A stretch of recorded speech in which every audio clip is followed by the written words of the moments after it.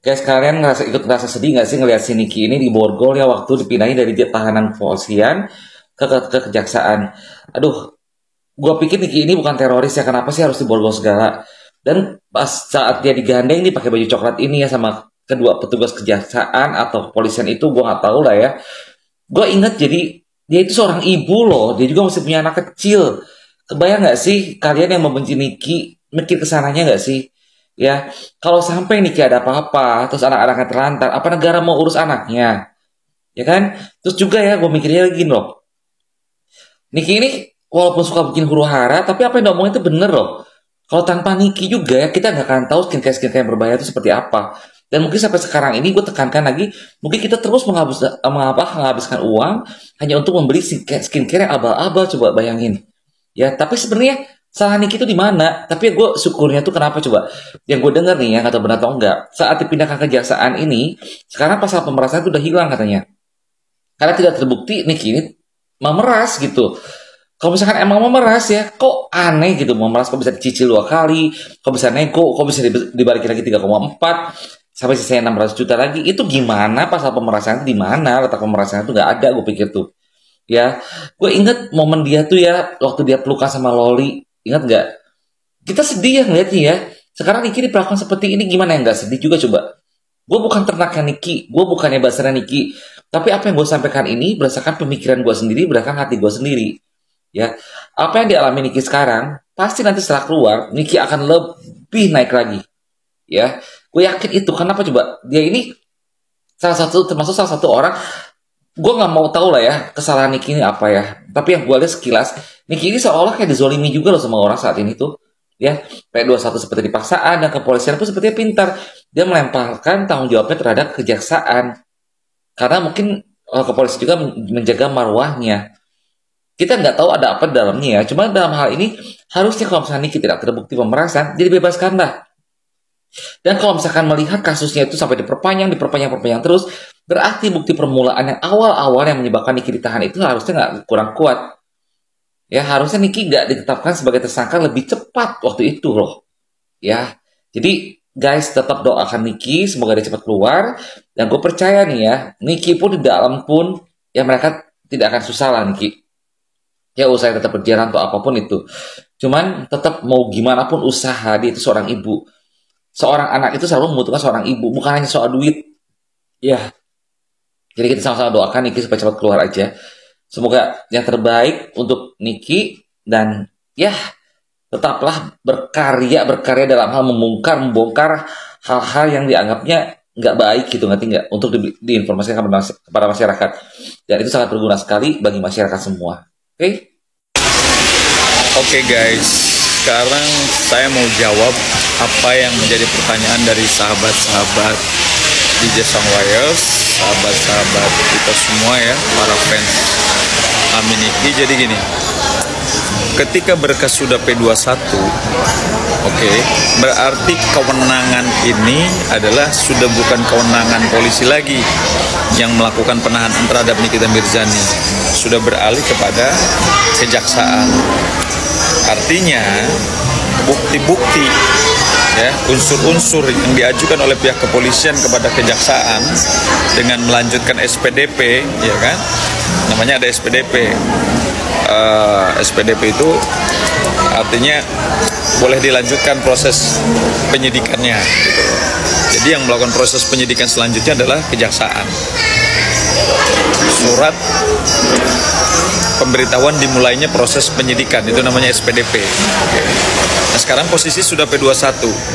Kalau sudah P21 berarti sudah masuk tahap 2. Tahap 2 itu berarti tahanan dan barang bukti harus diserahkan oleh kepolisian kepada kejaksaan. Nah, seperti yang kemarin tuh hari apa? Hari Rabu ya, Bro? Rabu.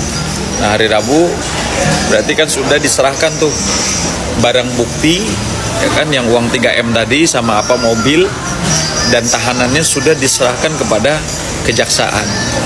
Dan pada saat penyerahan tersangka dan barang bukti, artinya kewenangan ini sudah penuh di tangan kejaksaan berdasarkan pasal 25 Kitab Undang Hukum Acara Pidana.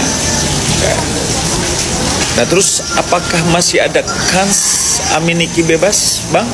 Oh ada. Terdakwa bisa dibebaskan oleh majelis hakim atau oleh hakim sebagai wakil Tuhan, ya kan, dengan dua skema. Skema pertama ada yang disebut dengan putusan bebas atau free spark, putusan bebas. Apa sih putusan bebas itu? Oke ya, nanti kita jelasin ya. Yang kedua ada skema putusan lepas gitu. Kalau putusan lepas itu atau bahasa kerennya onslah. Nah sekarang saya mau kupas satu-satu. Apa sih putusan bebas?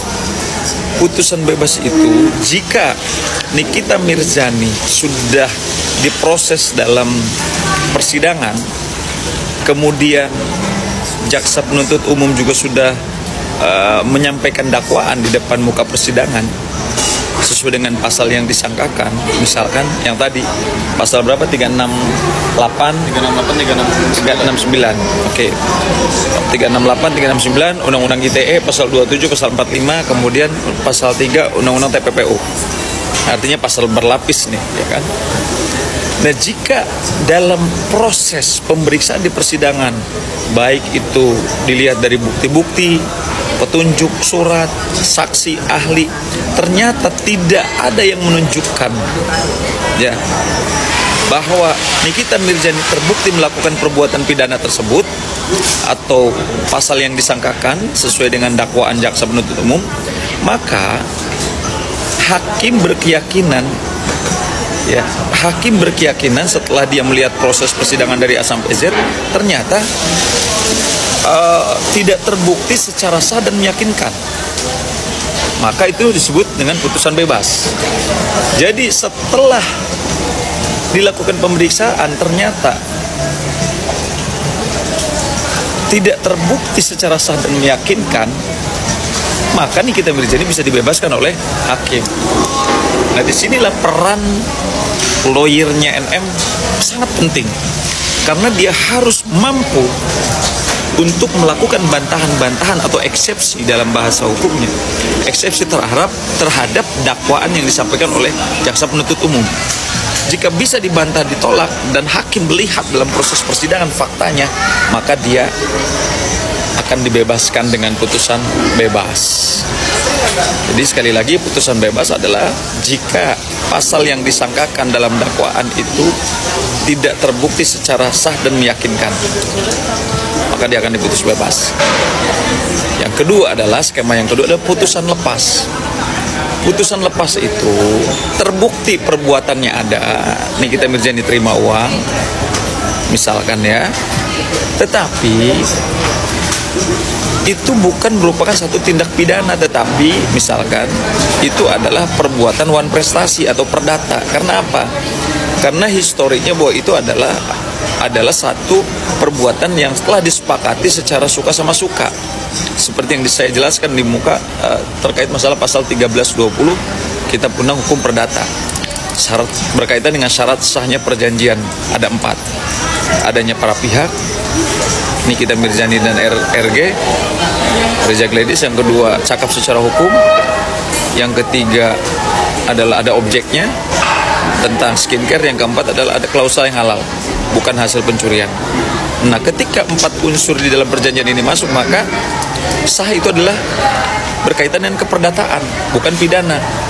Nah, maka hakim di situ setelah dia melihat proses persidangannya, bukti-buktinya, petunjuknya, ahlinya, maka dia akan mengatakan bahwa perbuatannya uang memang diterima oleh Nikita Mirzani, tapi itu bukan merupakan tindak pidana, tetapi perbuatan yang suka sama suka gitu.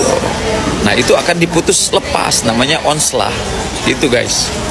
Jadi ya sekali lagi bahwa putusan bebas itu ada 2. Yang pertama memang disebut dengan putusan bebas atau free spark, yang kedua adalah putusan lepas atau onslah. Oke guys, kira-kira mungkin itu dulu ya yang bisa saya sampaikan terkait masalah pasal. Pemerasannya ada, hanya dirubah aja 368 menjadi 369, lebih spesifik. Kalau 368 pemerasannya masih bersifat umum, 369 udah lebih spesifik yang berkaitan dengan jadi pemerasannya itu komunikasinya melalui media sosial, ya kan? yang berupa ancaman. Kalau kamu nggak ngasih uang, saya buka nih aibnya, gitu-gitulah. Nah, itu masuknya pasal 369. Kalau undang-undang ITE karena disampaikannya minta uang itu ceritanya melalui media sosial, makanya pasal 277 B ayat 2 ya. Gitu. Nah itu guys, oke. Mungkin itu dulu yang bisa saya sampaikan. Tetap kalian harus semangat. Gimana bro? Pesannya bro? Kita support terus, kita juga nggak diem kalau kita analisis, dan ya kita juga atensi. Pokoknya bantu viralin, jangan takut buat speak up, jangan mau dibungkam. Semangat terus buat TNM, pasti bebas. Amin. Thank you so much. Keep calm and call your lawyers. Oke, demikian penjelasan dari Mr. DJ Sang Layers guys. Thank you.